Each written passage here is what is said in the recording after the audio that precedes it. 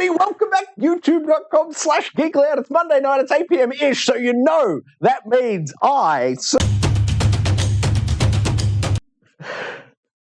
Steve, of course, is joining us on Discord. Steve, are you with us, mate? How are things? Mate, I'm on duty. Oh, mate, things are good, mate. 13 minutes late. That's not as bad as what was it last week? 48 hours. Yep.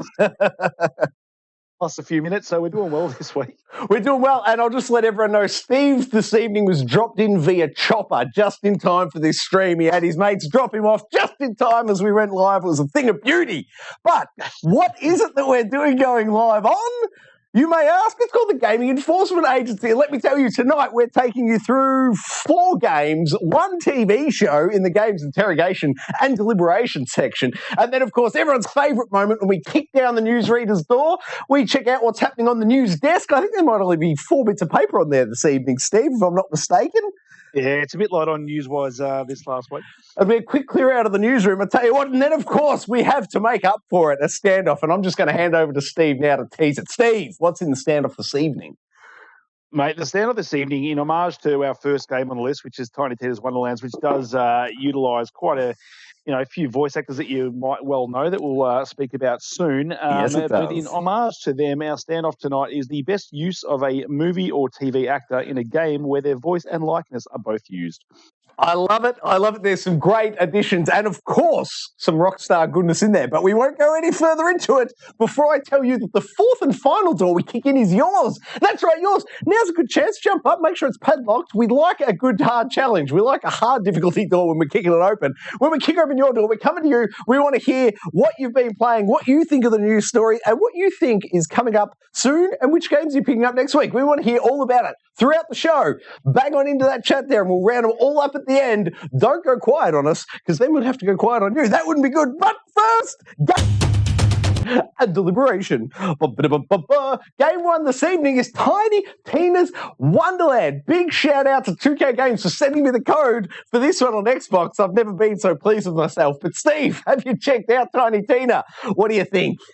Oh, I have. Oh, mate, I'm pleasantly surprised. I was one where I said maybe a week ago, 2 weeks ago, and I was like, between that and Ghostwire, I'd probably choose Ghostwire over it. But just playing it, it's so refreshing to play something Borderlandsy that isn't post-apocalypse Borderlands. And I think the first thing I realised is probably because of the voice talent you've got in the game, but I just think the writing is much better in this game. It's not as cringeworthy, funny, like it's still Borderlands, but I think it just hits more often than not than Borderlands 3 did in terms of its humour. I agree, man. And I feel like they've finally nailed the additional voices in your head. You know, there's banter between the cast that aren't even necessarily on screen, but they're in the fantasy world. It's kind of a little bit Matrixy. There's kind of 2 worlds happening simultaneously. There's the sort of overworld with the characters in it, and then the imagined world that you're seeing us play through. So if you can appreciate the people in the quote-unquote real game world are talking about what's happening in the imagined game world, what you're seeing on screen now. And it just opens them up for many opportunities for some banter, some lighthearted. Keep it light, keep it entertaining, keep it moving, and just a bit of fun banter. They've found a really fun way. It's not quite as good as the Guardian's writing, but it is similar in that there's a crew around you bantering, not necessarily directly about you, but it's about the events. I think it does really well, Steve, as you say, to keep it flowing and keep it entertaining, even when it mightn't necessarily seem like it should be. No, that's right. And I think it's straight away, like Will Arnett as the villain, I think he's been perfectly cast for this as well. Yes. Like his delivery is perfect. He is Will Arnett, like he's just pretty much being himself. But I love that about him. Same with Andy Samberg as well. He's Andy Samberg, and just having him play the Valentine character, I think is perfect as well. Yes. And Wanda Sykes is like, she's been doing animated voiceovers now for what seems like ages. Like you can hear her voice in pretty much any cartoon you turn on for your kids these days. So the way they banter between each other and the whole overworld thing, the gameplay itself, I think, is it's Borderlands classic gameplay, but I think the way the story is told now with that whole D&D thing, how anything can happen. Like there's that moment at the start of the game where you're walking through and she's narrating what's happening with the army of skeletons running through, and all of a sudden they appear and all the ships start appearing, and then the fire in the sky. It's just you're on your toes this whole. You don't know what's going to happen. I think that's so refreshing in this sort of Borderlands world, just to sort of come to this fantasy world. And it's funny. Oh, hold on, mate, if I can, just on that point, I just want to slot in, man. Exactly what you said. I loved it. And what they are prepared to do is make one statement on a small bit of gameplay and then totally reverse the decision and know, you know what, it'd be funner if we did it this way, and they just unwind the last thing and go again. I think that's brilliant. It really brings a fun flavour to the game. It knows it's not taking itself seriously, and it really constantly lets you know, hey, we're not taking this seriously. You're just here for a bit of fun and getting a few laughs, and it nails it. And Steve, what do you think of this? How much did they luck out about the theme setting with Elden Ring being so good? This works as a perfect switch-up game because it's still in that medieval setting, mate, but it's a bit funnier. I really like it. I think they lucked out with their release so close to Elden Ring. I think they did too. Yeah, it is a nice sort of little, like, it's not even a palette cleanser because it is the same palette, but it's just the way it does it sort of differently. That you like, it's a nice little go from Elden Ring to this, and it's a nice. It's not really jarring at all because you're sort of still in that fantasy world, but it's just done differently. And just I just think the humor, like I've chuckled quite a few times in this game already. Whereas Borderlands, I did find myself cringing a little bit, going, maybe just do a little bit of. But this has actually had me lolling a few times. But I agree completely. I just think that the blending of the weapons with the fantasy sort of stuff and the magic now as well, which I'm really enjoying. Like, I actually don't mind the whole magic part of this whole game, which is I really appreciate it. The formula just enough. Yes, I agree. That and the overworld map, man, that's sort of this new concept, but they kind of allow you to, it's almost like a best of Borderlands. Instead of having the massive boring bit in between objectives in Borderlands, they've cut that out entirely and just gone to this overworld type map, and it's just a giant figure of view, and you can really quickly move along the linear path, but jump from action point to action point. I think they've really sped up the way in which you get from encounter to encounter in Borderlands, and for me, 2 big thumbs up. I love it. I'm all for it. Oh, and on that board, it's just cool. It's sort of got those real world things in it, like Cheetos on the board, which become like a blocked path that you've got to try and get things. There's a guy called Backstab, which is an early NPC character who's got like a thumbnail stuck to his back by the end he's being killed. Just humor stuff like that. And I think it's funny, this game kind of reminds me of the show Mythic Quest and the game that it's funny to say that because you've got obviously Ashley Birch plays Tiny Tina and she's in that show. But it's just so weird to hear her playing Tiny Tina and think this is the same chick that plays Aloy in Horizon. It's crazy to think, and sorry, mate, just to cut in, but on screen now is that overworld map we're talking about. You can see there, it's this, your character's ridiculously large. The game board is represented, but you can move through quite quickly, and it really differentiates itself well, but allows you to keep moving on in the story. Sorry, Steve, back to you. No, that's all right. I really enjoy the giant bobbleheads as well. Yes. What class did you go with in the end? Oh, gosh. I don't even know in the end, man. I'm totally blanking on it. How about you? I didn't spend that much time reading them, to be honest. I went the spellcaster for mine, but what I enjoy about this is it's the first time a Borderlands-style game has actually allowed you to create a character from scratch. I didn't even notice that was in the options. I didn't even look. That is cool, man. Yeah, so you can do these wealth of different options for like your face and make you look however you want to look and different hairstyles and stuff. Whereas previous Borderlands games, you literally got stuck with the characters that they picked for you, and you could sort of branch out with the abilities and stuff. So with this, you obviously still pick a class, but you can make yourself look how you want to look. Let me ask you, Steve, how long did you spend getting Nathan Drake in here? Funny to ask. I did do my best to try and make it look like Nathan Drake again. I knew you would, Steve. It's your go-to. How'd you go, mate? Did you get close? No, they didn't really have a hairstyle that was great for Nathan. The face, I think, is not too bad, but I did my best to sort of evoke some Nathan Drake into my Wonderlands experience. Nice work, man. I love it. And you're playing on Xbox, I believe? Yeah, on the Xbox. And I do have to say, just because normally I get these things with PS5 for the haptic feedback, but apparently there's not much to do with the haptic feedback in this, I read. So I'm not sure. You're playing on PS5. What can you say to that?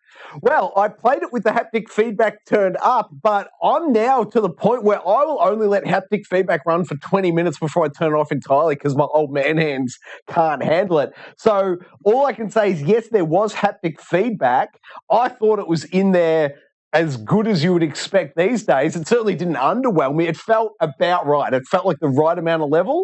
But as I said, I only played it for 20 minutes and then I turned it off to save the old man hands. And then as I said at the start, I got the code for it on Xbox. So I have picked it up and started playing on there. And I believe I'm going to finish playing it on the Xbox because I don't have the DualSense problems. And with the Elite Series 2, with those paddles underneath, it's even one step easier on my old man hand. So I'm going to finish my playthrough on Xbox, I think, for this one. But really enjoying it and looking forward to getting back there. Steve, have you read or seen anywhere? I haven't. The the length of this game? Do we know anything lengthwise? I've heard 15 to 20. Okay, well, that's a good amount then. Perfect. I love it. Yeah, so which sort of I think stands alone as being like DLC, and I think playing it now. Initially, I saw it because obviously it's based off that DLC from Borderlands 2. You could easily see this as being like just a spin-off DLC, and it's just a reskin Borderlands 3. But I think the way it's playing and the way it sort of feels, the magic sort of differentiates it enough, and the melee weapons and the humor, and the fact they've brought all these actors in, it does feel like its own thing. So it really does. This is probably the most I've actually enjoyed a Borderlands style game for a while. Like, I like 3, but automatically straight away, I'm enjoying this way more. I think the weapons seem to feel like heftier, and the sound effects are just really thick and they're just meaty, and it just feels good to fire a gun and shoot things in this game. Maybe that's just me misremembering Borderlands 3. But this just feels better. No, I agree with you, mate. I went back and played some Borderlands 3 recently, so I was fresh for it, and it was front of mind. I think you're correct there on every assertion, mate.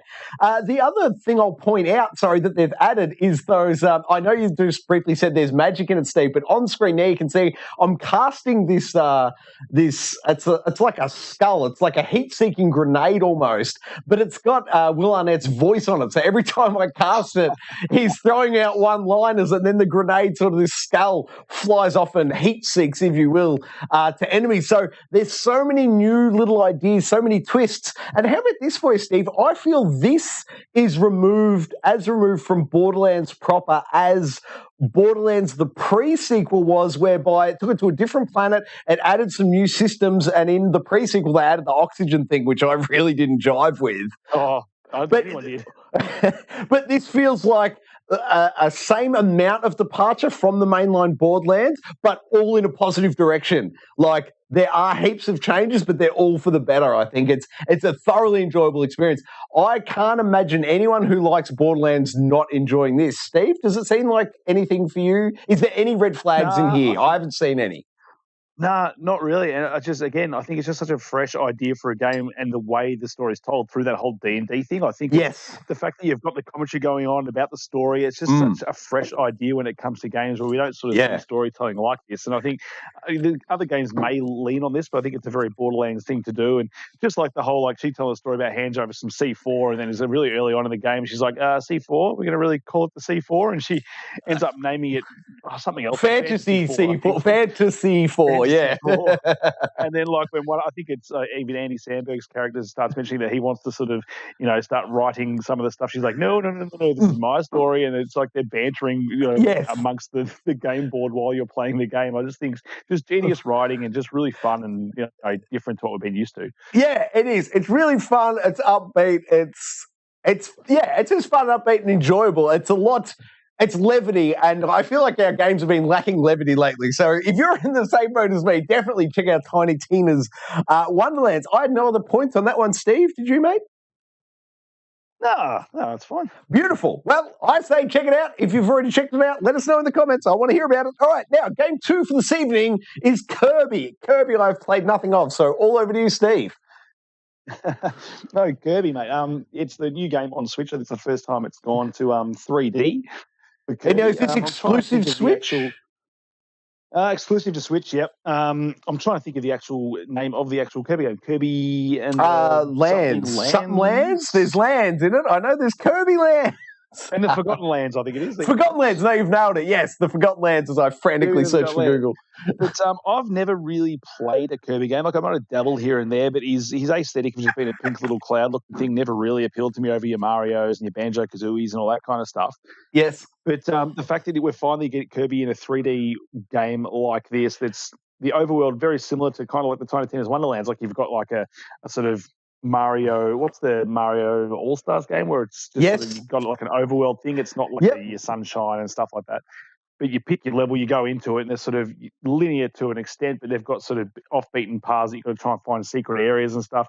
Kirby himself can suck in all different kinds of things, and they give you different abilities. So you're sucking a guy with a sword, all of a sudden you can use the sword attack. You're sucking a guy that throw bombs at you, you can throw bombs. But then there's these bigger things like a road cone that you can suck in that then allows you to do like these ground stop maneuvers that lets you either kill bosses or get into secret areas by cracking the ground. And you've got different sort of checklists you've got to do within the level. You won't even know what they are until you find one. So some of these levels you'll see here, you'll find like some food sitting on a log, and then all of a sudden you'll find that it's 1 of 4, and then it's like eat 4 food on logs throughout the level. So you got to try and find those. You got to try and find all of these little dudes within the levels. I think it's 4 per level.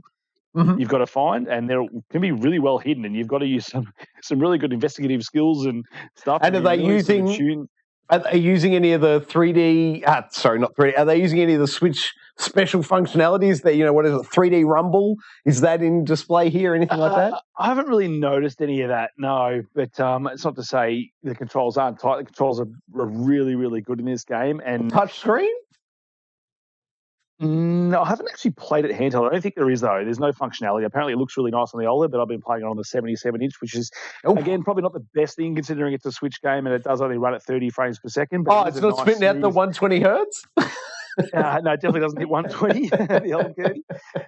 So obviously going back and forth between other games, it can be a bit jarring. But if you've just been playing Kirby, then, I've had no real issues with frame rate and stuff like that. But what I was surprised with is that I didn't even realise that it came with this, but it comes with a co-op part of the game as well, where you can just, exactly what I was about to ask. How does it go with the young fella? Can you assist him in some way if you hand him the main controls? Yeah, no, you can. The only problem is it does follow. It's similar. It's not like your Lego games where you can split up and the camera will split, or it'll follow, whichever character is trying to go off, it'll pull you one way. It only follows Kirby. So if my little fella, wants to beeline it and go through the end of the level, I have to call him back to be like, we've missed an area, and he just plows forward. I get dragged along with him. Yes. So that it's old good problem for a second player. Like if you're the main character and you just want someone to help you, then they can jump in. It's nice. Or if you're on the same page, you can have an adult conversation about trying to find all the hidden stuff on the level. Then you're going to be fine. But it's really easy. Drop in, drop out. Only one player obviously has Kirby and can suck in those abilities. The other player plays as another character, very similar in shape and size, but all you've got is this spear and sort of this flying spear attack and stuff, which does a fair bit of damage. But it's just a cool way just to incorporate co-op to a game where I think may not even had it or needed it. Yeah, nice. Kind of like Super Mario. I was going to say Sunshine. Nope, Odyssey, where the second player could be Cappy. Yeah, is it similar to that? Right, yeah. Very subtle. Very similar to that. Very similar to that. But as far as I can see, the worlds have been really imaginative so far. Like seeing Kirby try and stretch himself over a giant car and then drive around as the car, and his eyes are popping with he's a bit sometimes a bit shocked as to what he can do, and he's stretching himself a bit thin sometimes on some of these objects, like a bookcase or a set of stairs, and it looks ridiculous, but in the best kind of way. Fantastic. So it's a big thumbs up from you then, mate? A recommendation? Big thumbs up. If you're a Kirby fan, this is probably the best Kirby's ever been. If you're a 3D platform fan, like your Mario fan, just get this game. It's the best game on Switch so far this year, I think. Fantastic. That is high praise. Next up this evening, we have Ghostwire Tokyo. Now, I just was able to get the install of this one done off today. So that's available on the channel if you're looking for a Ghostwire Tokyo install video. I have that. However, I only played for about half an hour, enough to sort of capture the footage and get through Chapter 1, which was thoroughly enjoyable. But, Steve, how far in have you got it? Because you started a week before me, mate. Where are you at with it? Yeah, it's probably like 10 hours, and I think I'm level 16 with my character, and I've done a fair bit of, I think I finished chapters 1 and 2, and I'm halfway through chapter 3. Oh, wow. At finishing chapter 1 in 30 minutes, mate, I thought you were going to tell me you were significantly further in. I'm very surprised to hear it's chapter 3, 10 hours in. Chapter 2 finishes up around the 6-hour mark, so. That's amazing. Wow, okay, not the pacing I was expecting at all then. And I had to give you thanks as well, Steve, for letting me know in advance that the default audio language was Japanese, but that it could be changed to English, because I was very confused for that first opening cutscene until I exited back out of the game, changed it to English, and went again. The first 5 minutes is all narrative voiceover, but it's in Japanese with no subtitles. I was so lost until I started again with the English. So thank you, Steve, for letting me know that was something that I manually had to do.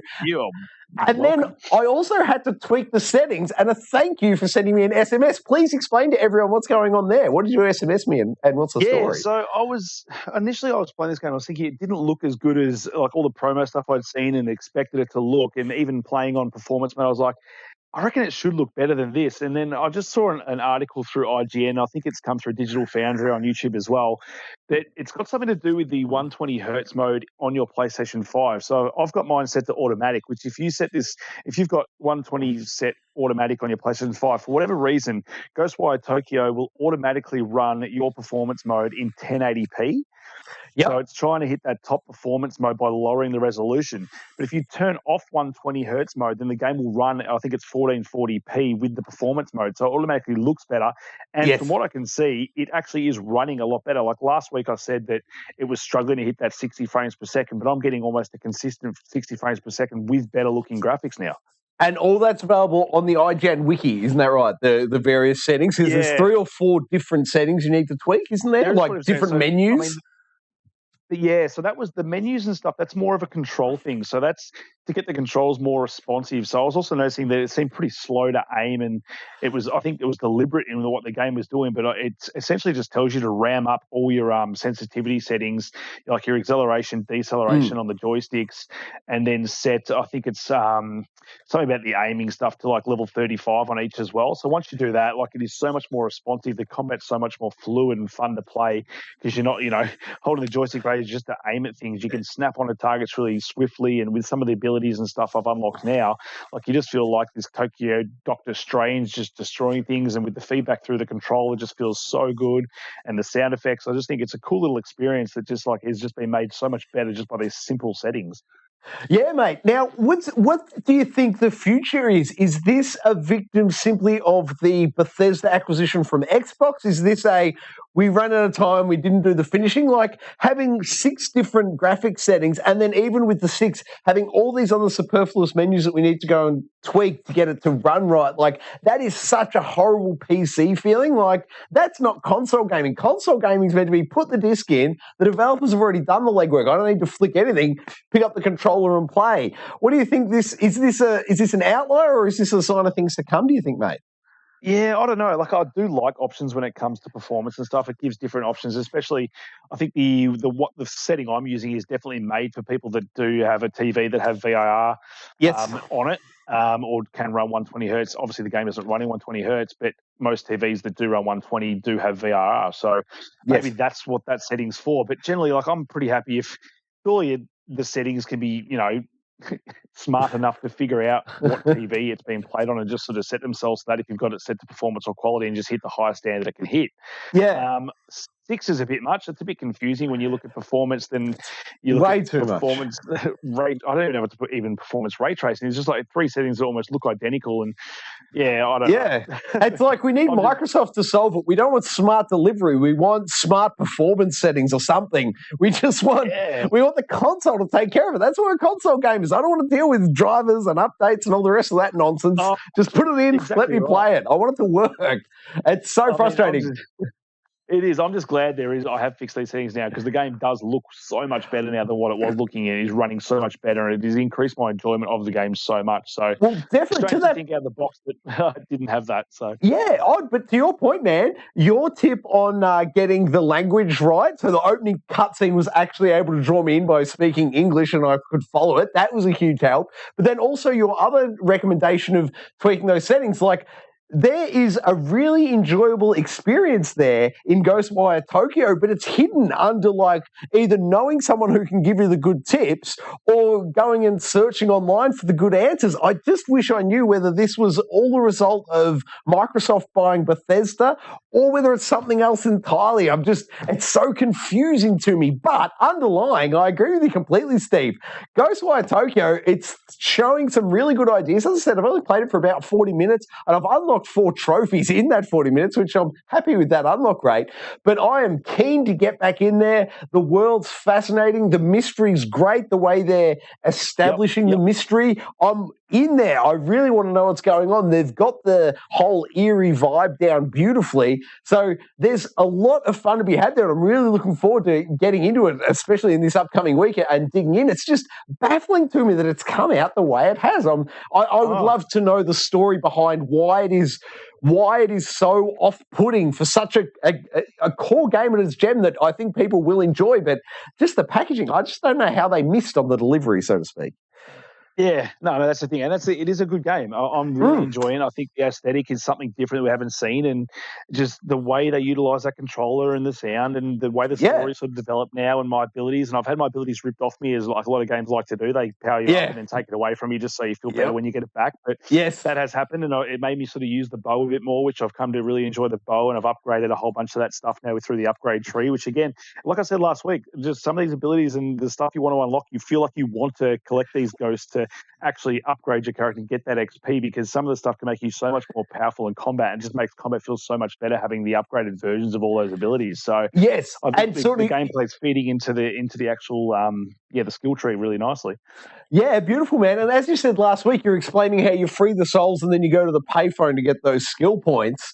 And I got to say, that is a fantastic experience. Having now experienced it myself, you're right. It's really enjoyable. They are doing some novel ideas. And the way it plays, there's just so much good stuff here. And it's just hidden behind a bizarre implementation system. And how much do those boxes, Steve? I don't know if you've seen it, but have you watched, it's on Netflix, I think, the Mitchells versus the Machines? It's like yes. Animated, just those boxes where they keep putting the souls in and packing them up makes me think of that film where they pack the humans into those cubes to put them on the spaceship. I don't know why it's reminding me of that, but I'm enjoying it a lot anyway. It's a lot of fun. So, yeah, I don't know. If you're waiting for it to be on Game Pass, obviously, in 12 months, I think it's going to be a phenomenal game when it comes out. Like, great purchase by Microsoft, great acquisition. 2 thumbs up from me. From the first 40 minutes of Ghostwire Tokyo, I'm thoroughly looking forward to getting into it, and I can tell you I will definitely be playing a lot of that this week, and it's every chance it's going to be our number one game discussed next week, but I've no additional thoughts on it right now. Steve, anything else? Oh, wait, one other thing was the awesome reflections in the wet street environments. The way this city looks and feels is phenomenal. Sorry, Steve, over to you. Any final thoughts? No, my only final thoughts are in relation to Bethesda and Xbox owning this game.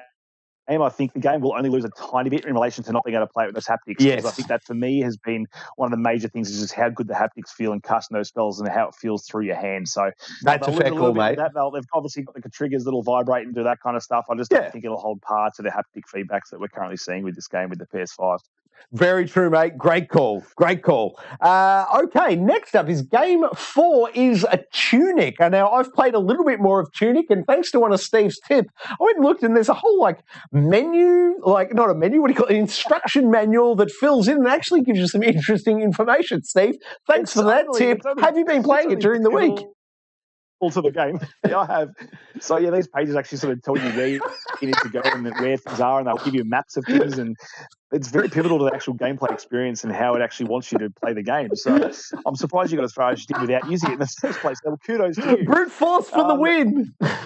That's right. So I'm making my way to the West Bell Tower at the moment. So I've got my shield. I finally figured out that I had to use the grenade thing, dynamite things to get a key to get that shield and stuff. But this game is just consistently surprising me in relation to similar to Dark Souls and stuff, where you could go somewhere, then all of a sudden you're going around a place, you end up back to where you were. Yes.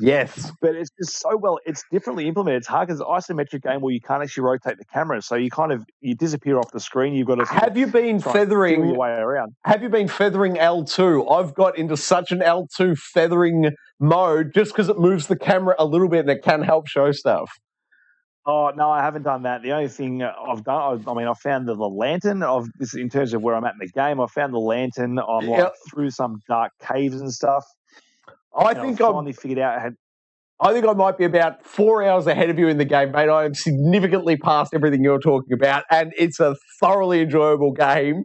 And it's only thanks to you telling me to read that manual that enabled me to get a bit further, because there's a bit where you've got to push it a whole day, and I don't know if you've come across that yet, Steve, but that's a game changer.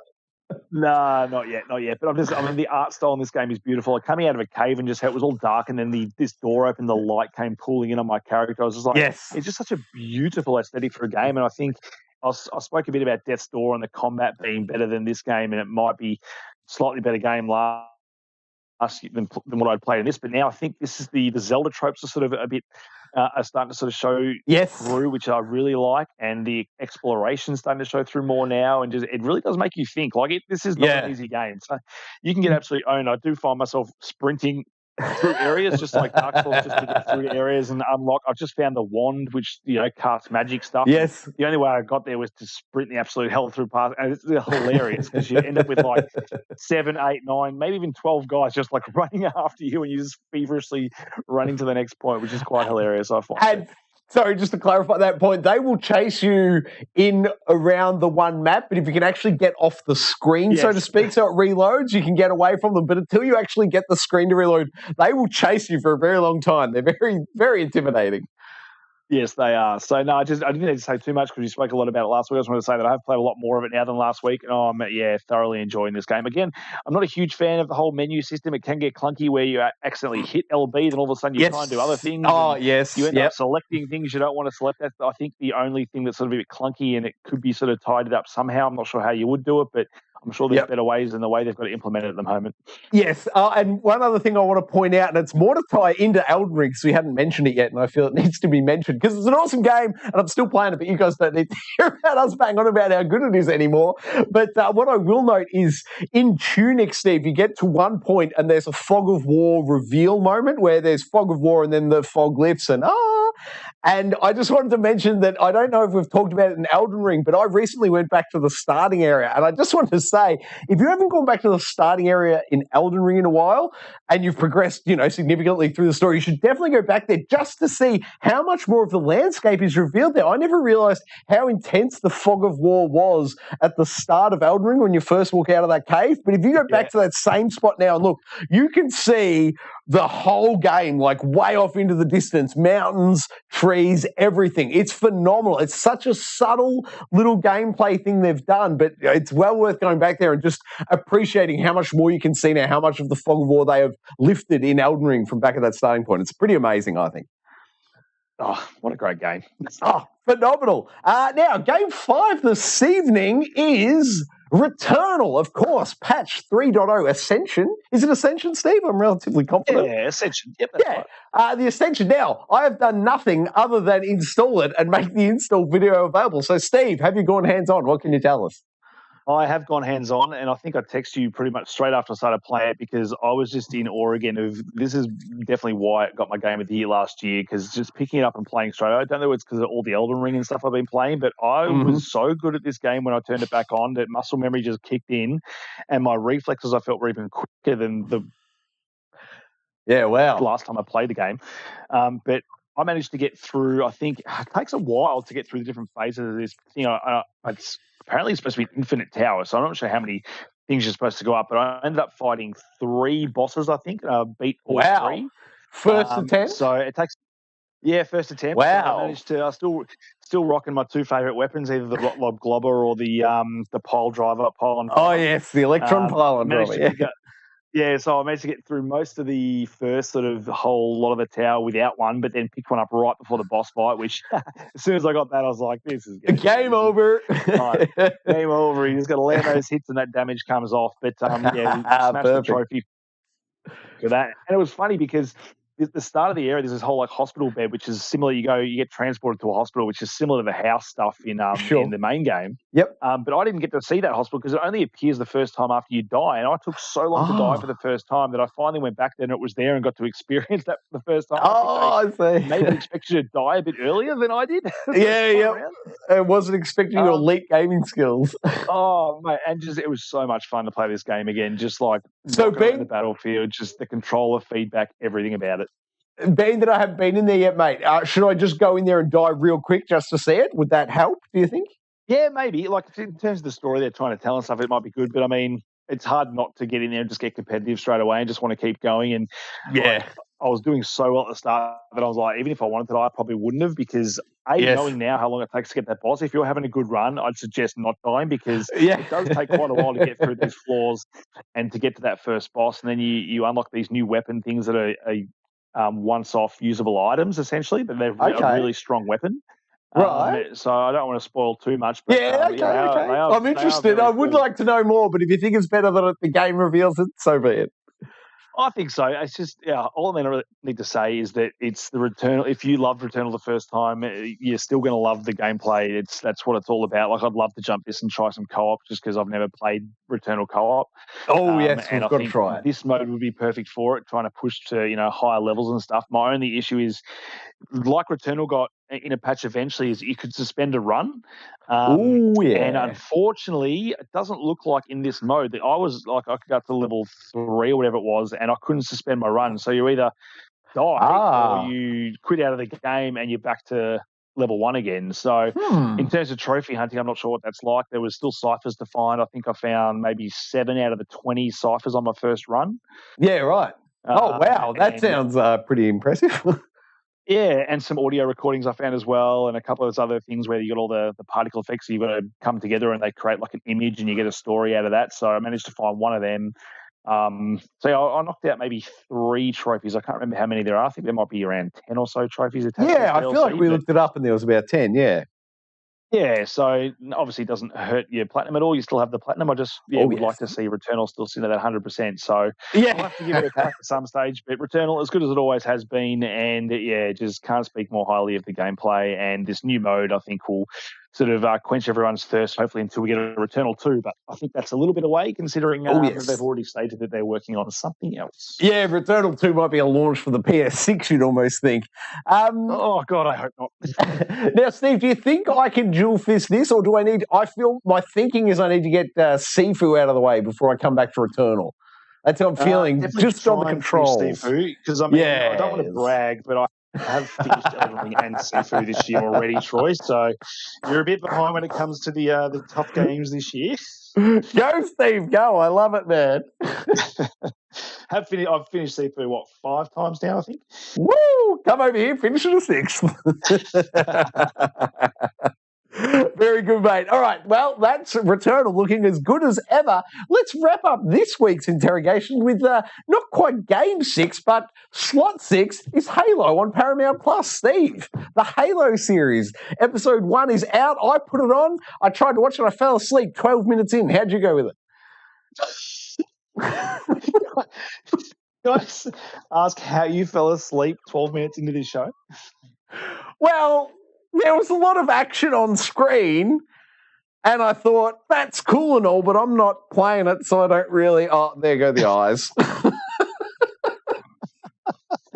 Oh, that's hilarious. No, because the first 20 minutes of this show is probably...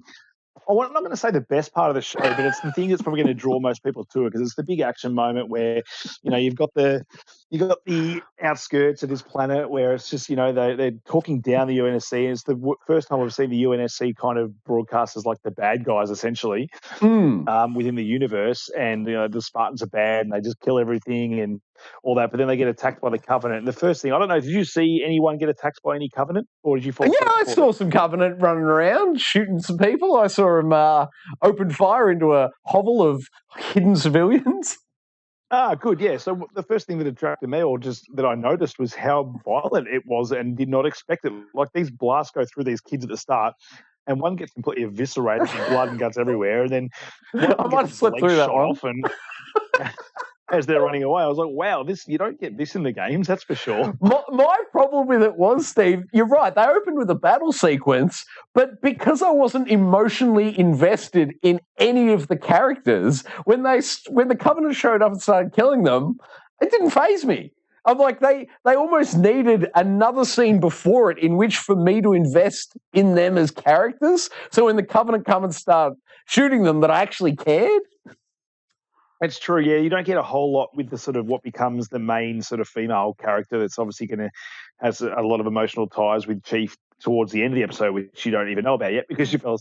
It's like, but she becomes sort of a central character, but you don't have that sort of, it doesn't do a whole bunch to tug at the heartstrings as to when these elites start murdering all these people. But I think what they're really trying to do is sort of show the power of the Spartans, and when they do drop in, it is quite epic and. The fight scene is quite cool. You get sort of some first-person stuff, which that first-person stuff really. I found it quite off-putting when they went to first-person mode. I'm like, I'd rather be playing Halo at this point. Like, what are you trying to do? Like, it was a bit weird, and the assault rifle didn't look great in first-person. I think some of the other combat stuff did look quite good, and I did watch this scene again today just to get a bit of a refresher and hype stuff. And watching it the second time, it's not quite as jarring. Some of the CG stuff, I think some of it looks really good. Some of it looks a little bit like, oh, I can sort of tell that's not the most expensive CG. But I think the suit, when he's just sort of walking around, he looks quite good, and they do blend the CG with the live action pretty well. Yep. But that's like, again, like that's the big bombastic moment at the start of the episode. But what actually drew me in by the end of the episode was actually the story they were telling, and I think the stuff with Halsey's really good, and they've got Commander Keyes in there, and Keyes' daughter as well. What's her name? Miranda Keyes, I think it is. No idea. So she's in there as well. So you got all these like Halo characters sort of coming in. I think they've been really well cast as well. Obviously, we get the unmasking of Master Chief as well, which I think is probably good. Like obviously, a show like Mandalorian took quite a while to establish that character before he took his mask off. I think with this, it's kind of good they just ripped the Band-Aid off. Episode, get it out of the way. Yeah, because otherwise it builds the thing, and eventually he's going to do it. But some people might say they wish the mask stayed on longer, but I'm all for just like, if you're going to tell a story about a character over multiple episodes, you can't leave a helmet on. The same thing would happen if you did a Doom movie or whatever. You need to unmask Doom, and you need to see his face, because like there's only so much an actor can do to emote emotion and stuff behind a mask. If you're going to try and draw people into that character, you're actually going to have to see them emote and see emotions and see other stuff. And to the point of me falling asleep at the start of that episode, like there was no emotional resonance, so I lost interest very quickly. They would have that problem every episode if he never took his helmet off. You need to see the face, you need to hear the voice, you need to be able to emotionally resonate with the character in order for the TV show to work. So I agree with you completely, mate. It's a necessity if they want to make the TV show work. Now, I'm not sure if you actually saw the reveal. Have you seen the coming off reveal? No, I have not yet. So in context of the story, I think they actually do really well, considering they haven't sort of built too much emotional resonance in relation to the characters and stuff. I think they do enough with that female character at the start to earn the mask coming off, because it's about her sort of not trusting him and stuff, and he does take it off to show that he's a human and to trust him, and that sort of builds that trust and sort of a relationship that's probably going to sort of transpire throughout the actual show. So I think they did it quite well. The only problem I had with it, and you're going to hate this as well, is that he kind of looks like Tim Geddes. Kind of funny. Albeit a slightly more buff one. But when you see that face, I was just like, oh, that's a busted-ass Tim Geddes from Kind of Funny. But that's pretty funny. Most people won't know who that is, but I know you know who that is. I do indeed. And now I kind of really want to go and see it. Just look up a photo of it and you'll be like, yep. And it was funny because I was watching this, and I do watch Kind of Funny content, and then I had to watch their opening review thing, and they do make it out. I think Andy Cortez says something. He's just like, and Master Chief looks like Tim. Perfect. As long as they're onto it, that's great. And it would appear that everyone has been tweeting at Tim Geddes as well that he does look like Master Chief. So I was on the money with that one. That's hilarious, man. Well, that's fantastic. You're going to watch all the series then?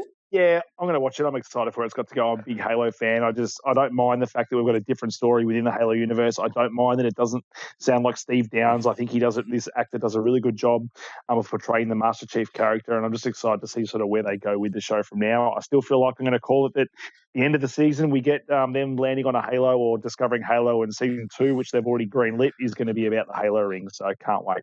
Nice. May I suggest it might even just be with the old green holographic ring of where are we going next? And bloop, holographic ring, and that'll do. Yep. But for those out there, I am keen to get back into it. I will watch it again when I'm not quite as tired. I do intend to give episode 1 a second chance and also view episode 2. I'm assuming they're coming out weekly, Steve? Yeah, I think it's weekly. I think this one came out Wednesday last week, if I remember correctly. So hopefully this week we get a new one. Perfect. Well, fingers crossed, Steve and I will be able to talk a bit more cohesively about episode 2 next week. Time will tell. Have you been watching? Let us know in the comments below. But now we move on to news, Steve. There's a newsroom door that needs to be kicked in. Kick it in, Troy. I've lost the button. Jesus. I was so sure I'd fixed it. Well, trust me, there's news. And let's start tonight with PlayStation will reveal Spartacus, its Game Pass competitor, very soon. Apparently, Steve, what can you tell us? Yeah, there's rumours they're saying it'll announce it this week. So this week may well be tomorrow for all we know. We may wake up. They're saying a state of play type thing for it, aren't they? News might be That's the rumour? Yeah, I think so. And I think it's a good time to probably release something like this. I think if you look at the next sort of month or so, it's pretty quiet when it comes to games coming out. We've obviously had a real massive busy period with sort of February, March, but I think it quietens down a bit. So I think if Sony can this can be their game release for the next sort of couple of months and get, some good games that, maybe in something like Miles Morales and stuff attached to this as a free game, then I think this service could sort of see them do pretty well for the next couple of months. And then if it's sort of like a soft launch where it's not the full launch, it gives them time to sort of work up until Christmas where the service can sort of really kick off with the, new games coming out and maybe give us some free stuff here, free stuff there. So yeah, I don't know. I think we're probably going to hear about it very soon, and I'm excited to see what they're going to bring to it. Again, I don't think it's going to hold a candle to Game Pass. I don't see Sony bringing, their first-party games day in, day out to this service. Correct me if I'm wrong, but I believe they've actually come out and said explicitly that they will not be doing it. Well, yeah, there you go. I mean, there's too much money. Why would you? There's too much money to make with their first-party titles, and people are going to buy them anyway, so why would you give them out for free? So, yeah, well, that's very true. Why would you give them out for free? You wouldn't. But my backup question then is, why would you pay for this highest tier level if you're not getting that? That's the thing. I want to see what they can actually offer in relation to that, whether it's back and pat stuff that we haven't seen come to the console yet. Like, I'd like to see Metal Gear Solid 4, which is almost notoriously the hardest game to actually get at all. Really? Unless you own a PlayStation 3. Oh, I didn't know Metal Gear Solid 4 was such a known holdout, I should say. Yeah, real hard. So they could launch with something like that, which the diehards would be probably appreciative of. But if you've got, it's hard to say because I mean, stuff like God of War and 2018, Spider-Man and all that kind of stuff, most people that have got PlayStations have probably played them by now, so I'm not sure what it's going to do to the current PlayStation base in terms of releasing this thing. And obviously, you're going to have to get more PS5s out there in the market. They're still very hard to get, so your people that are going to be picking up these things will probably get this service if it's got good games on there for, just the cost of that service. But, that's the problem where they've got supply and demand is all these people want PS5s, they can't still get them. Yes, yeah, it's very odd. I'm keen to see this service. I'd love to know what they're going to offer, but I'm just still not sure. The big question, I suppose, for you, Stephen, is would you have both whatever Spartacus's top level is and Xbox Game Pass Ultimate, or would you see yourself just having one or the other?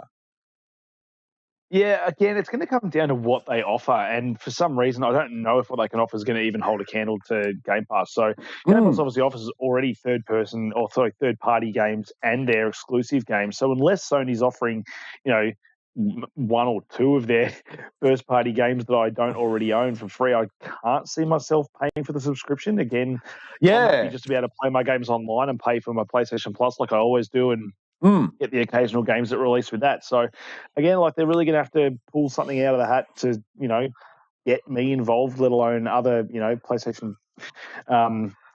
consumers out there. So I don't know. Where are you at with it? Well, I'm interested to see. Obviously, I'd love to see a state of play. I want to see the full reveal. I'm interested. I have no idea what they could possibly offer me to get me to pay them any more a month than what I'm paying now. I don't see it from anything I've seen rumored. I haven't seen anything that's like, I'll definitely give them more money for that. And the other question I've got, Steve, what do you think Microsoft's response is going to be? I've got one ready. I think I know what Microsoft's answer is going to be whenever this is announced, revealed, whatever. When do you think Microsoft are going to reply, and what do you think they'll reply with? They'll reply pretty swiftly. Mm-hmm. What are they going to reply with, though? Are you ready for my speculation? Yeah, go. Ubisoft, all games coming into Game Pass, exactly like EA Play. They're going to pull Ubisoft in. I swear to God, if PlayStation announced this on Wednesday, come Thursday, Xbox Game Pass. We've got all the Ubisoft titles in Game Pass. You're welcome. What was that, Sony? Funny you should say. I've said that in the previous that I think, it's not far off till we see Ubisoft games through Game Pass. I could definitely see that happening. Imagine that. Could you imagine that if Sony come out on Wednesday, it's out, and on Thursday Microsoft drop the Ubisoft? Like, what else could happen? I can't even imagine a better response. No. Speaking on Ubisoft quickly, just as sort of a side note, I did jump back into Far Cry 6 this week because they had like a Stranger Things crossover, which I thought was quite cool. Yeah. Like I saw you did the install because they had like a free weekend. I think that coincided with the Stranger Things. Yeah, that's right. Free DLC they had. It was really cool. Like jumping in there. I don't know if you're a Stranger Things fan, but I love Stranger Things. I've never watched an episode. The way they oh, dude, get on it. Anyway, they just do this whole opening with like the Far Cry like wording, just like Stranger Things with the music, everything, and it was just really cool. Really well done. I think Far Cry doesn't get doesn't get enough props for like melding itself with all these like other like pop culture things. Like they did Rambo recently that was free DLC just chucked in there for whatever. Like they've got their paid DLC, but they give us a lot of free stuff as well. And I was thinking, props to Ubisoft and that for the building those partnerships and giving us new content just to jump back into the game. Yeah, good on them. And yeah, you're right, mate, calling it out. Well done. That Far Cry 6 was just available for free. Like the timed demo was 72 hours or something over the weekend. You could play for, have at it for 3 days as much as like Far Cry 6. I absolutely love that. That to me is a developer confidently stepping forward and saying, ignore the reviews, play the game for yourself. You're going to love it. I loved it. I thought it was great. All right. And soon, on Game Pass. Hey. All right, story 2 this evening, once again on GameSpot, this time, Resident Evil PS5, Xbox Series XS, the upgrades detailed. Steve, what can you tell us? I did say it was a slow news week, if this is getting on there, but I mean, the Resident Evil 2 and 3, this Resi engine is still one of the best, looking game engines going around. So I can only wait to see what this thing is going to look like on a PS5 or Series X, because I think it already ran at 60 frames per second on the older gen console. I believe it did, yeah. Yeah, so whether they're adding, whether you went ray tracing or something like that. That'd be nice. I'm not too sure. So I think Resi 2 and Resi 3 would lend themselves really nicely into ray tracing, especially Resident Evil 2. I don't know if I'm ready to jump back in there and have the stress of, is it Mr. X, whatever his name is, hunting me down throughout the whole level again and creates tension. Thanks. As good as it is creating tension, I don't think I'm ready for that yet again. Yeah, I don't need that much tension in my life, thank you. But it looks like you can still, I think you get a free upgrade, it's looking like. Even if you've got a disc copy, you get the digital version for free upgrade, which is the best way to do things. I think they're not asking for an extra cash, they're just giving us all these things. I think it's the proper way to do it. And I think as I said, the Resi games are already some of the best looking games out there. Resi 2 is still one of my favourite games brought out within the sort of last 5 years or so. Could see myself dabbling in it again, but I can't see myself playing it all the way from start to finish. But the fact that I do own it, and if I get a free upgrade, why not? Hells yes, mate. I'm right there with you. All for those free upgrades. Story 3 this evening, Elden Ring's Torrent, which is the horse, used to have an attack. Steve, what can you tell us? I had to chuck in something about it. We had to get it in there. That's right. So this was the story I went with. So it looked like he used to have a back kick with his legs. So again, I can see why they probably axed it from the game, because I don't imagine it would be very easy to line up something to kick with the back. No, it certainly wouldn't. I don't know if you played much, what's it called, Goat Simulator, Steve. It's incredibly hard to line up a back kick in Goat Simulator. Yes, exactly. So I can understand why it made the cut, and I'm happy that Torrent is just a thing you can ride from point A to point B to get you there faster, and you can do a double jump. And even though annoyingly you can't use that double jump at the at the nth moment of jumping down a cliff to not die, he still seems to die. I think that's an oversight. I still think you should be able to jump at the last minute to survive any of those. Or me getting way too tense, grabbing the controller tight, accidentally pushing in L3 and having Torrent disappear altogether. Yeah, that can also be frustrating. So, but probably not as frustrating as it would have been to try and land some of these heel kicks backwards from Torrent. So I'm glad they removed it from the final build. Maybe we'll get some kind of Torrent compatibilities in the next Elden Maybe Ring. some DLC that's just platforming on Torrent, just to really rub it in. You'd love it. Oh, it'd be right up my alley. All right, story 4 this evening. Suicide Squad Kill the Justice League, as foretold right here on G.E.A, delayed to 2023. Steve, we certainly saw and called this one coming. Yeah, the question is, when are they pushing Starfield? No, I'm still maintaining Starfield's yet this year. I'm still maintaining they're pushing it.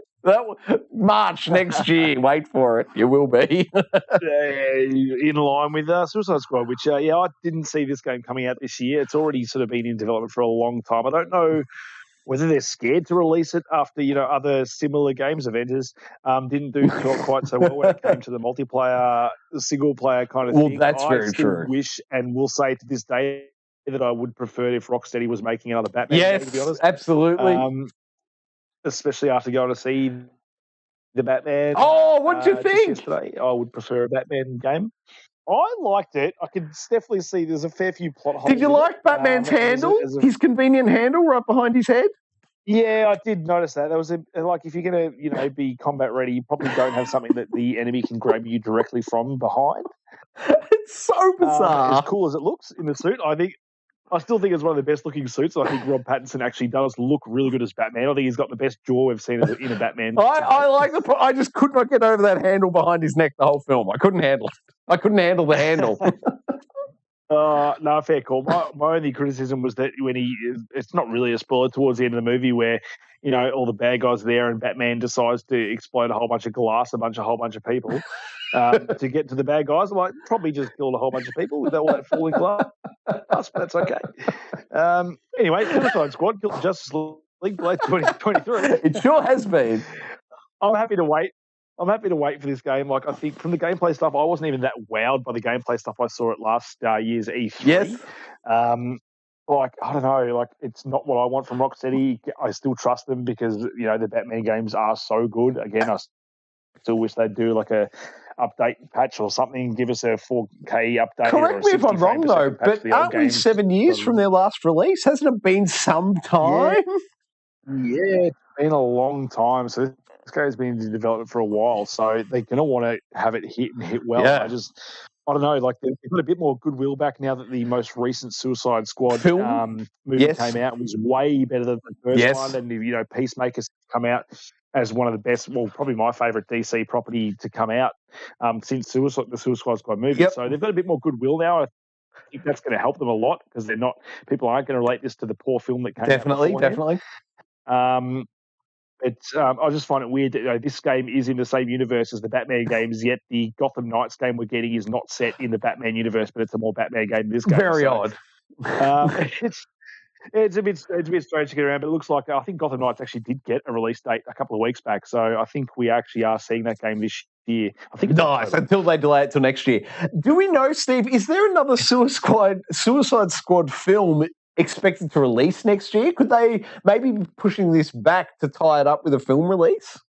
Oh, I haven't heard anything. It wouldn't surprise me if they do another one, since the first one was so well received. Yeah. So potentially, but I don't think they would push the game just for that very reason. I think it's Rocksteady. They're perfectionists when it comes to their property and the DC property. So I don't think they were going to care about a movie regardless. But that's a great call, man. Maybe James Gunn's in their ear saying, "We've got a movie coming out next year. Maybe just push it."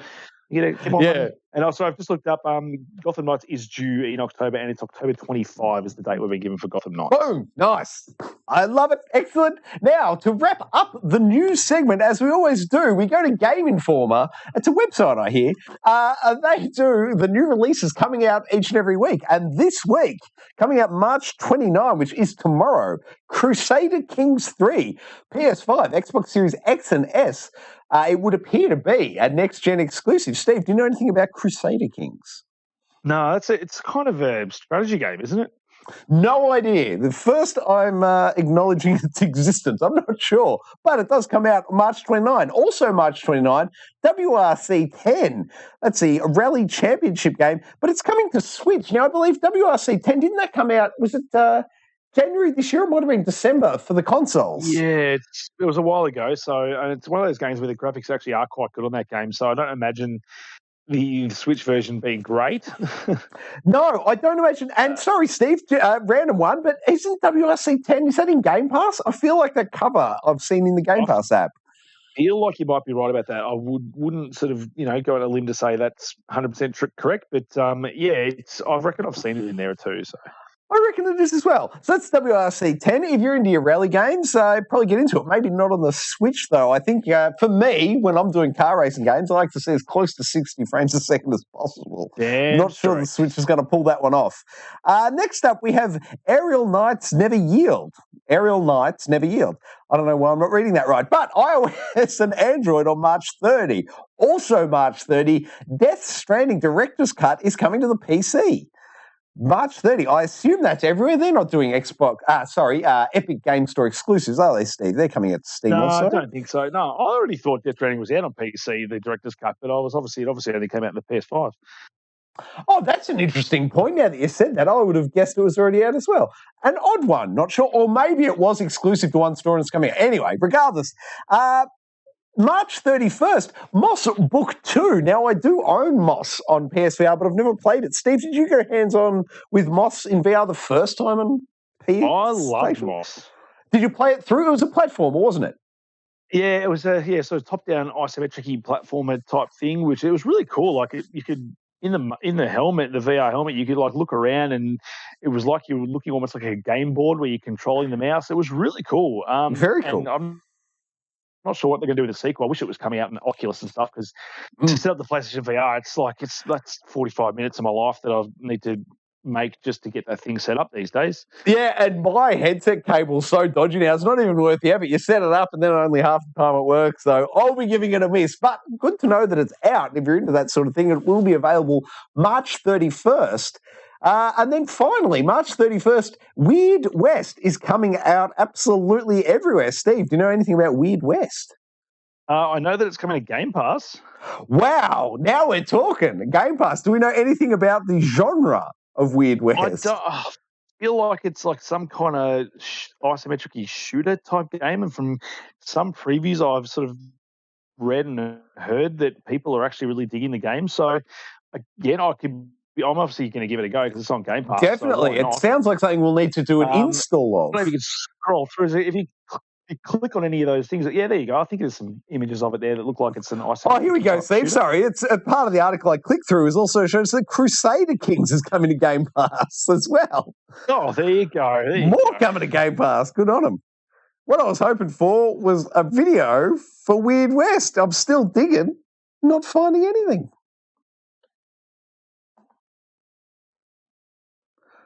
More info. Give us something. Give us something. Nah, I'm giving up on it. Let's move on. That's right. The list has let us down. Brooke, I need to hit that button there to get us off that. And then, Steve, help me out. What's next? Is it standoff? It's standoff time. Mate, it is the standoff. It's the standoff. I've got a button here somewhere that'll say, "Who will fight?" Working beautifully this evening to the standoff. Steve, mate, who's fighting this evening? The fight this evening is between our best use of a movie or TV actor in a game where their voice and likeness are both used. And first up this evening is Chronicles of Riddick, Escape from Butcher Bay. Now, I've got to say, I've finished this game 3 times on PC, thoroughly enjoyed this game, and... What a good game. For not the least part, it was having Fast and the Furious. I'm blanking on his name now. What's his name in it? Fast and the Furious. You know him. As Vin Diesel's character? Vin Diesel, thank you. Toretto? I was blanking on Vin Diesel's name. Dominic Toretto? Vin Diesel? No, it was just after Vin Diesel. It was after the actual actor's name. I couldn't recall. Looking straight at his face. But I've got to say, I was a big fan of this game back in the day on PC. What was this, like a 2002 release, I want to say? Yeah, it was a surprise game. This game had no business being as good as it was. Phenomenal. Absolutely phenomenal game. And I just remember the graphics being really good, and it looked exactly like Vin Diesel from the movie, and it was violent, and it was just such a good game. But obviously it was Vin Diesel being Vin Diesel, so love or hate Vin Diesel. I choose to love him. He was himself in this game, and it was a very good for something that's as old as this game is. It actually really did look like him. It was actually really well done, like really good character model, and they got the voicing chops of Vin himself. I am Groot. So no, it was a high quality game, I thought. Yeah, top quality game. And 2004, mate. I just looked it up. 2004. Riddick? 2004. Well, there you go. I would take another Riddick game. I'd even take a remaster of that first one, mate. You've talked me into it. I love it. All right, next up. Steve, Death Stranding. Death Stranding. This is a probably more recent title where we've seen 2 actors portrayed in this game. Well, two main ones. There's obviously a lot more throughout the game as well. It's we could mention, but these are the main ones. You had Mads Mikkelsen playing the main antagonist in the game, and obviously Norman Reedus playing your main character. He doesn't say a whole lot throughout the game. I think that's probably why he's probably not going to get the win. He plays his character very well, but they don't give him a whole lot to do. I think Mads Mikkelsen probably takes the cake in terms of the performance chops in this game, because they give him a lot more to do, and he's a bit more compelling, and his story is actually quite interesting as to what's going on. And I mean, yeah, I always see him as the guy whose eye bled in James Bond, and ever since then I see him as the villain. So it was very easy to sort of have him portray this villainous character in this game. And I just think, his character sort of what made the game for me. He gave you a really good driving force. I agree, mate. And stuff to that. Very rich and compelling performance. Very creepy. He nailed it. He absolutely nailed it. All right. He did. Next up, we have, of course, Keanu Reeves in Cyberpunk, Steve. Oh, Keanu Reeves. Ever since they announced him in Cyberpunk, obviously everyone, you got all those memes, the breathtaking memes with Keanu. But just like play the game, like a lot of people probably played this game because of the Keanu aspect. And I know I the fact did. that he was in it, but I think, and I don't think people actually expected him to be in this game as much. Well, as he I was baffled. He's like the main character. Exactly right. So the whole story is sort of based around his character, and he's in it pretty much from start to finish. And he does a phenomenal job. Such a gripping performance. I absolutely love it. He does the emotional resonance. He hits multiple high points throughout the story. Just such a solid performance. Loved Cyberpunk. He Loved does, and just the character he's playing, like he does it so well, and it's just, as you said, it's very compelling, and it's such a good, palate cleanse to your character, who's rather blandish in terms of character. So all the characterization in the game sort of comes from his character. Yes, Keanu's character, and I think without him, the game probably would be nowhere near as good as it. Well, I think I agree completely, man. I absolutely love it. Next up, we have the Until Dawn team, Steve. Until Dawn, we had Rami Malek before he was famous, essentially. I don't think I knew who Rami Malek was, probably. Even when I played this game, I sort of seen his face somewhere, but I sort of didn't give him any, kudos or anything like that. I hadn't really seen him in anything. And ever since then, sort of he's now a Bond villain in the most recent Bond movie. He played, was it Freddie Mercury? As well recently, and like his stature's sort of grown way more than what he was during this game. So, but his performance in this game was awesome. Like I don't know if you played. I have not. Oh, do yourself a favor. That's why I'm so can't wait for the Quarry, because these guys, this is their best game. I think Sledgehammer's best game, and is it Sledgehammer? I think that's right.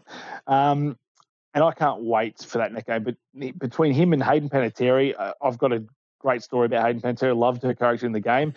She was the only character, Troy, that I did not save. There is a trophy for saving. I know you told us this. You had her right through to the end. A couple of weeks ago, G.E.A, you said it, man. You lost her right at the end.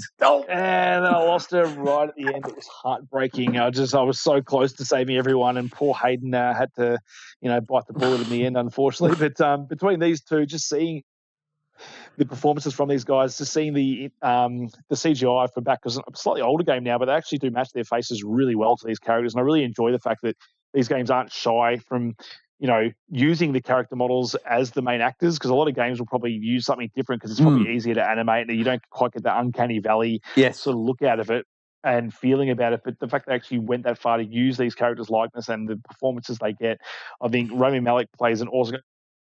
I don't want to spoil it, because I really want you to actually play. I do want to play. I'm just looking at it now, man. Is it like a theme thing? Is it something I should wait for Halloween, or do I just need to jump on it my next opportunity? It is a good Halloween game, and it's really good to sit down. If you sit down with your wife and just play this game and like make the decisions together, and you just discuss what's going to happen in the story, because it's like murder mystery type thing. What are we talking about? Played 6 hours, 8 hours? How long? Yeah, probably 8 to 10, maybe. Okay, so a few sittings with the missus, but yeah, I hear you. Cool. Some of the best cinematic horror experience that I've probably ever had, especially when it came to sitting with my wife, who actually was compelled to watch it and play it with me through it. So, great game and great performances from these two. Nice one, mate. Remind me October this year, and I will indeed double round to it. Next up, we have Saints Row 3, Bert Reynolds. But he gets props for this, because I think he's the only character out of this list that actually plays himself as well. So he's got his likeness, his voice, and he plays himself. You actually have Bert Reynolds in Saints Row 3. So that's all I can really say about him. Obviously, it's Bert Reynolds being Bert Reynolds, so his performance is great, and it's just funny to see him in a video game of this stature. Fantastic. I love it. Next up, we have Terry Crews in Crackdown 3. My goodness.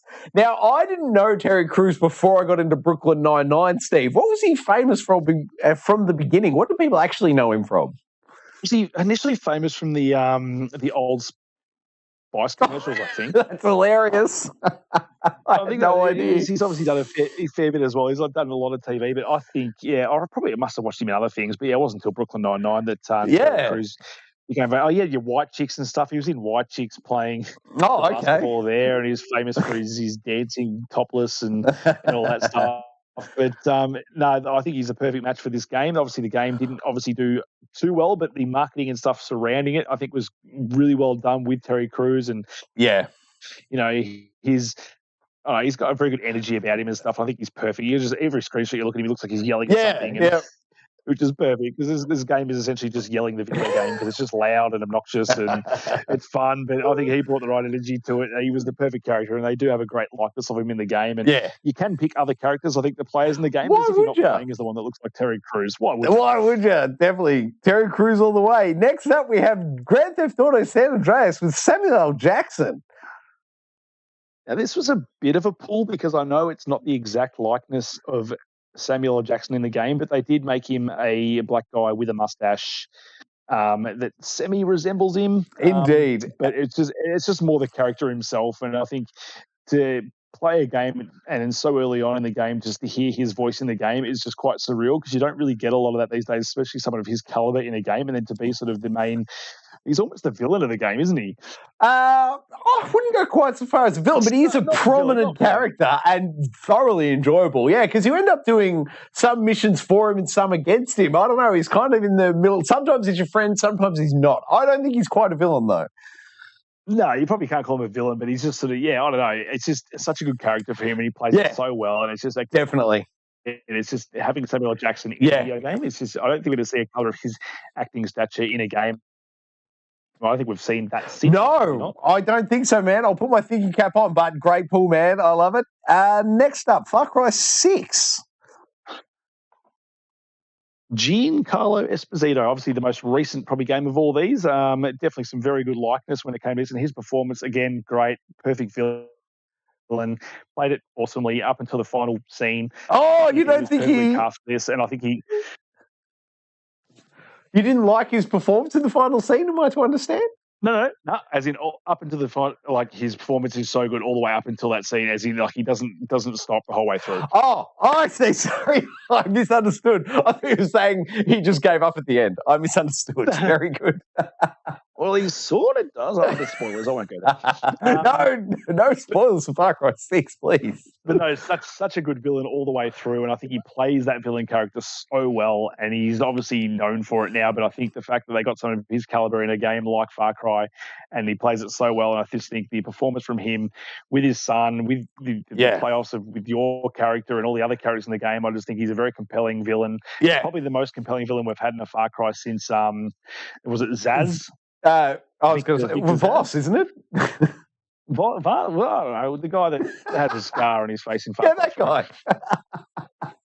I loved his performance, and big shout out to the way he even just did it with his voice. A lot of times in Far Cry 6, he's present only through his voice via radio, and he still performs it well and still does that delivery. So very good props there in Far Cry 6. Next up, we have 007 from Russia with Love, Sean Connery.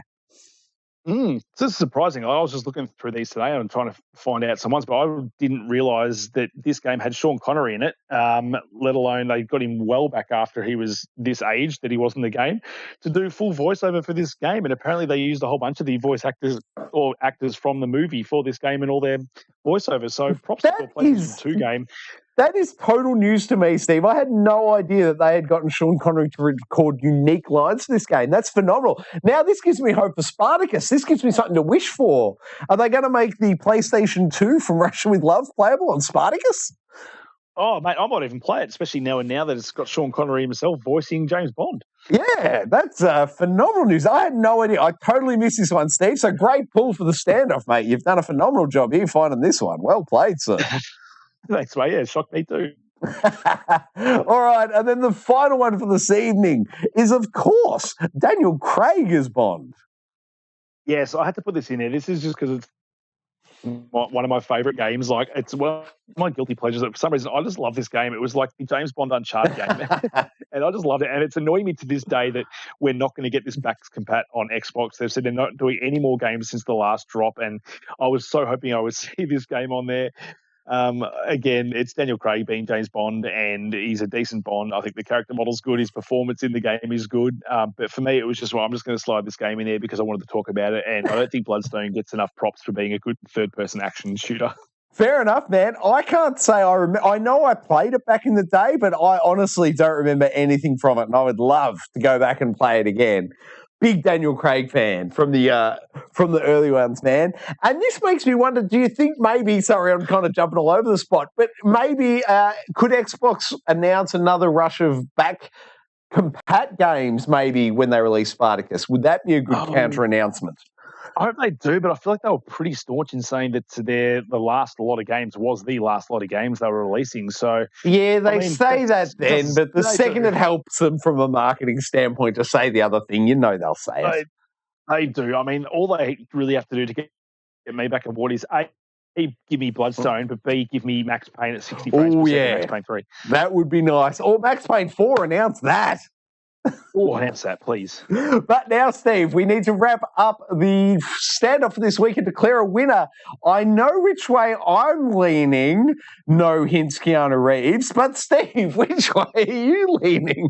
Mate, you didn't even need to say Keanu Reeves. I'm going to go Cyberpunk Keanu Reeves as well. Yes, we have a unanimous winner for the standoff this week. And, of course, it's Keanu Reeves in Cyberpunk 2077. If you're yet to witness the man's performance in it, I highly encourage you, get your hands on Cyberpunk and play it. You're in for an absolute treat. But Cyberpunk, a winner is you for the standoff this week, which, Steve, if I'm not mistaken, brings us through to the fourth and final door to kick in, which is the audiences. Steve, what's happening with the audience this evening? Let me have a gander, my friend. We've had Bully, Sean Games in the chat tonight. What have we got? Bully says Suicide Squad delayed to give Gotham Knights room for later in the year. That's probably true. Yes. As well. We've also, Bully thinks, what has got best actors in games? Liam Neeson, Fallout 3. You did enjoy his that's a good one. I like his voice, but they didn't use his likeness, did they, visually? That's right. So that's why I had to cull some of these things because they didn't have their likeness. He did say Samuel L. Jackson, which again, I touched on his likeness, but San Andreas, then he's got, but the all-time best has to be Shaq in Shaq Fu. Oh, Shaq Fu, yes. Now, did they record his voice for that? I'm not sure. Yeah, they probably did. What have we got from Bully? Fact for Riddick is funded. It was actually funded by Vin Diesel, who is also a big gamer. Oh, wow. There you go. I didn't know that he'd funded it. That's fascinating. Bully bringing the facts. He's like a Terry Crews, ex-NFL player. Oh, my goodness. That would explain a lot. That explains why everyone knows him, but it's not like a big movie thing that I know him from. That's really helpful, Bully. Thank you very much. I'll sleep a lot easier tonight knowing that he was famous from a parallel field. That's right. And what else we got in here? So Sean Games has been playing WWE 2K22, which I have heard good things about. How is it? Because last year's one was an absolute train wreck. So, Sean, tell us things, mate. How's this year's one? Is it are they back to on-top performance? That's right. And he also says new Star Wars Lego comes out next week. I think it's the 5th of April. I can't wait for that. It's looking very good as well. It's about the only thing we've got to look forward to next month because it's an otherwise very quiet month. Now, I think I've got a question from Bully for us as well. Oh, okay, mate. Go for it. So, question, get ready. You got your answer pants on, Troy? Answer pants, always. I come prepared with my answer pants. Zipped up. They're ready to go. What do you got for me? All right. So, what is the best first game from a still ongoing series? Do you have an answer, Steve? Sorry, I'm quickly flicking through the mental catalogue, and I'm I know it's a tough one to come up with. Now, wait, sorry. Are the parameters that the first game was better than the sequel? Because I'm currently trying to think of a game where the first one was better than the sequel. I don't think it has to be better than a sequel, but it's like, as in it's like, out of all the games, you could have the best first game of a game that's still like got sequels coming. So for me, I'd probably almost consider for me The Last of Us because it's. I see. We've got a sequel, so the first one itself is probably one of the best first games in a new franchise I think that I could think of. It could have. I'm trying to think. How do you go with like Dark Souls? Because Dark Souls one was amazing. Dark Souls 1 with an ongoing series. Yeah, can I do that? Can I say Dark Souls 1? I think I'm going to go with Dark Souls 1. Dark Souls 1. Oh, I've just looked down. I've just looked down and seen Bioshock is Bully's answer, and I got to say, tip of the cap, you win. Bioshock is a much better answer. That is true, and we are getting another one, aren't we, I think? Yeah, I believe they've announced they're working on it, but it's nothing to do with Ken Levine, so time will tell on that one. Time will definitely tell, but no, good question, Bully. Thanks for that. Great work, Bully. I love it. Excellent work. Steve, mate, I think that'll do us for this week. Thank you very much, sir. It's been another big one. Mate, no worries. Off duty. Off duty indeed. Thank you very much for watching Geek Aloud. I'll be back on both Wednesday and Friday mornings at 10 a.m. for a Let's Play. Steve, will you be around for either of those Let's Plays this week? I think I might be, Troy. Fantastic, guys. Tune in then. You'll catch us some more. It'll be Destiny 2 on Friday. Steve and I assume Aaron will be there as well. The three of us continuing our Destiny voyage on Friday morning at 10 a.m. But we'll be back officially on Wednesday morning at 10 a.m. Tune in, see which game we pick. Maybe we'll put a poll up. Maybe there could be some voting. Or maybe, Steve, do we just jump to Tiny Tina's? Do we commit to Tiny Tina's right now? Maybe we can go Tiny Tina's, or I can help you with some bosses nailed and made on pretty easy. Oh, that's a good one. It's going to have to be a poll. Check out the YouTube for the poll. We'll work out what we're going to play on there. Thank you very much for watching, guys. That's it for tonight's episode of Gaming Enforcement Agency Off Duty. Like and subscribe. Oh, that was luck. Hey, that's something.